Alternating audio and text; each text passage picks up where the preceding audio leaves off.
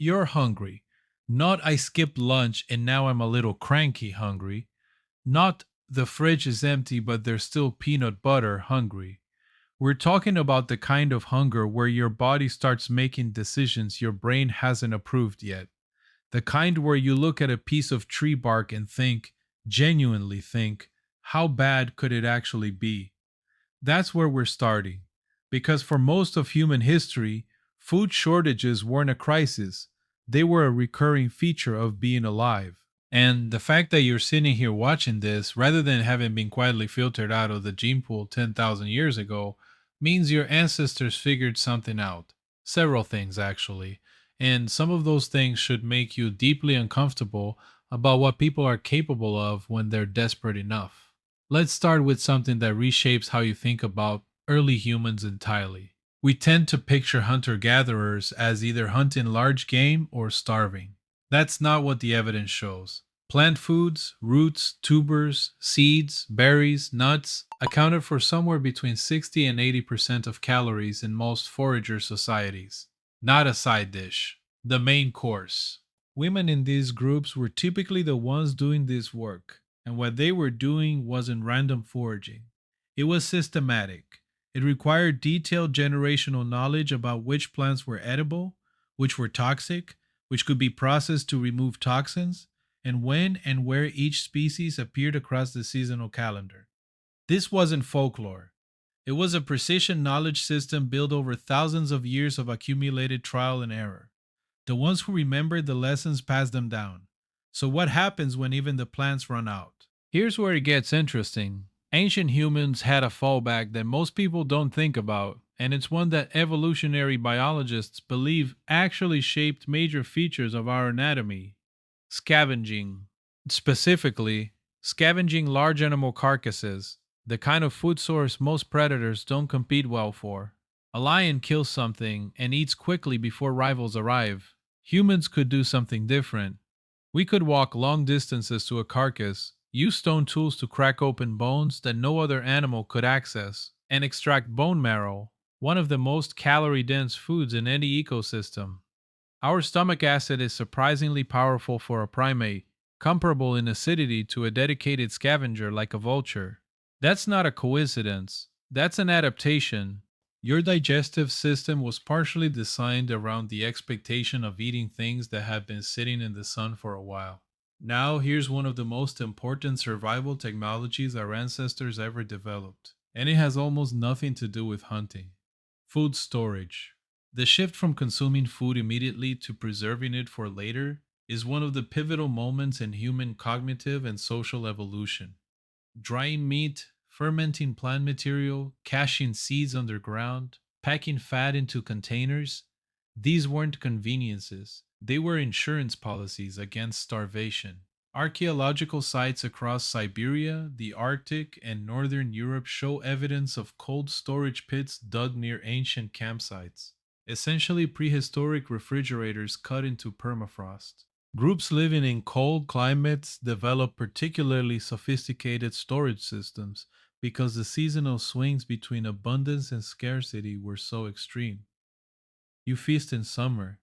You live off what you stored when everything is buried under 3 feet of snow. Getting that calculation wrong didn't mean a bad quarter, it meant everyone died.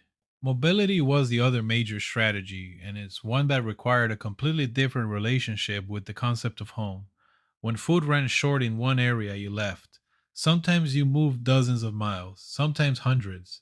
Annual migration ranges for some hunter gatherer groups covered enormous territories, following the seasonal rhythms of plant growth, animal herding, and freshwater availability. You needed to know not just where food was now, but where it would be in 3 months, and you needed to know that across a landscape spanning potentially thousands of square miles, it was scheduled, strategic, deeply planned movement through a known world. But mobility only works if you can carry what you need and travel far enough fast enough. So, what happens when you can't move, when drought has hit everywhere you range at once? When the migration routes are compromised? When there's simply nowhere better to go? This is when things get truly grim, and the historical record doesn't soften it. Famine foods are a documented phenomenon across virtually every ancient culture. Nettle soup, bread made from ground tree bark, boiled leather, clay in some cases consumed for the minerals. What's remarkable isn't how desperate those choices were, it's how organized the knowledge around them was. Communities maintained detailed information about which emergency foods existed, how to process them to reduce toxicity or improve digestibility, and in what order to fall back on them as conditions worsened. Famine had a protocol. Ancient Egypt is one of the best documented cases of institutional famine management, and it's worth sitting with for a moment because the scale of what could go wrong was genuinely staggering. Egypt's agriculture was almost entirely dependent on the annual flooding of the Nile. Too little flood and the fields didn't get enough water or nutrients. Too much and the infrastructure was destroyed. The margin between abundance and catastrophe was narrow and it was not always achieved. Around the mid 22nd century BCE, something shifted in the regional climate. Lake Moeris dried up. The Nile ran low. Harvests failed. What followed was a period of famine severe enough to contribute to the collapse of the Old Kingdom, one of the most sophisticated administrative civilizations on Earth at the time. The records from this period describe things people did that still disturb historians. Cannibalism is mentioned, people eating their children, a provincial governor describing his land as becoming like a starved grasshopper. These aren't metaphors, these are administrative accounts. What's equally striking is that some local officials managed to hold their communities together through careful rationing and emergency water management, while surrounding regions collapsed. So, even within a single catastrophic famine, the difference between survival and collapse often came down to whether someone was managing the system or not. Governance, in the most basic sense, as a survival technology. The late Bronze Age collapse around 1200 BCE is another case that researchers are still working to fully understand, and the food crisis angle is central to it. The Eastern Mediterranean at that time was a remarkably connected world. Egyptian, Hittite, Mycenaean Greek, and various Levantine civilizations were trading with each other, diplomatically engaged and economically interdependent. Then, within roughly 50 years, almost all of it came apart. The palaces were abandoned or burned. The trade networks stopped. Writing systems disappeared in some regions. For a long time, historians focused on the sea peoples, a wave of migrants and raiders mentioned in Egyptian records, as the primary cause. But paleoclimate data has complicated that picture significantly. The evidence now points to a prolonged drought across the region, lasting decades, that caused cascading agricultural failures, mass displacement, and the kind of social breakdown that makes existing political and military tensions explode.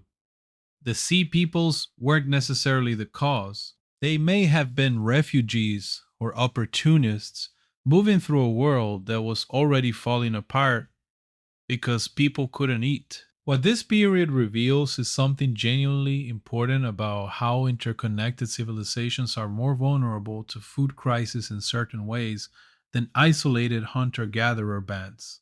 A nomadic group facing drought can move. A city of tens of thousands of people dependent on irrigated grain agriculture, trade networks, and a stable tax base to maintain its walls and granaries has nowhere to go. It either holds together or it doesn't. And when multiple cities across a region fail simultaneously, the trade networks that might have provided relief from neighboring areas fail too. The redundancy disappears. There's a lesson in that which remains uncomfortable to sit with. Cooperation and sharing were not just cultural values in ancient societies. They were survival mechanisms with direct consequences for whether communities made it through shortages intact. In small hunter gatherer bands, hoarding resources during scarcity was not just antisocial, it was often actively dangerous. Groups that maintained strong food sharing norms consistently outsurvived groups that didn't, because the variance in individual foraging success was high enough that any given family could go days without finding adequate food while their neighbors had surplus. Sharing smoothed that variance out. What looks like generosity from the outside was, functionally, a distributed risk management strategy. The social bonds maintained through reciprocal exchange became the actual infrastructure holding the group together when conditions got bad enough that individual survival became impossible. Trade networks extended this logic across larger distances. Archaeological evidence of long distance material exchange, obsidian moving hundreds of miles from volcanic sources, shells appearing far inland, specific stone types used in tools sourced from distant quarries, shows that ancient humans were connected to communities far beyond their immediate territory. Those connections weren't just cultural, they were economic and potentially nutritional. If your region failed, but you had established relationships with groups in areas that hadn't failed, you had options. You could travel to them, trade for food, or temporarily join them. The groups that maintained these extended networks had access to resources that isolated groups didn't. Social investment, it turns out, was one of the most calorie efficient strategies available. The thing that connects all of this, the plant knowledge, the scavenging, the storage, the mobility, the institutional management, the trade networks, is information. Knowledge held in human memory and passed through generations by people sitting around fires in the dark, teaching the next cohort what was safe to eat when nothing else was left, which direction the herds moved in drought years, how to build a storage pit that didn't flood, which governor could be appealed to for emergency grain. For most of human history, losing that knowledge didn't mean having to look something up again. It meant people died. The ones who survived were the ones who remembered, and who made sure the people after them remembered too.